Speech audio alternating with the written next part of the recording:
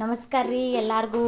ಬರ್ರಿ ಇವತ್ತು ನಾವು ಆಲೂಗಡ್ಡೆಯಿಂದ ಹಲ್ವಾ ಮಾಡೋಣ ಅಂತ. ನಾನು ಮೊದಲಿಗೆ ಇಲ್ಲಿ ಆಲೂಗಡ್ಡೆ ತೊಗೊಂಡು ಅದನ್ನು ನಾನು ಕುದಿಯಾಕಿಟ್ಟಿನಿ. ಇವಾಗ ಕುದಿಸಿ ತುರ್ಕೋತೀನಿ ರೀ. ನೋಡಿರಿ ಇವಾಗ ನಾನು ತುರಿದೀನಿ. ನೆಕ್ಸ್ಟ್ ಒಂದು ಪಾತ್ರೆಗೆ 2 ಸ್ಪೂನ ತುಪ್ಪ ಹಾಕಿಬಿಟ್ಟು ಆಲೂಗಡ್ಡೆ ಹಾಕಬೇಕು. ಅದನ್ನು ಒಂದು 3-4 ನಿಮಿಷ ಚೆಂದಂಗೆ ಕೈ ಆಡಿಸ್ಬೇಕು. ನೆಕ್ಸ್ಟ್ ಮಿಲ್ಕ್ ಪೌಡ್ರ್ ಹಾಕ್ಬೇಕು ರೀ. ಮಿಲ್ಕ್ ಪೌಡ್ರ್ ಹಾಕಿ ಕೈ ಆಡಿಸ್ಬೇಕು.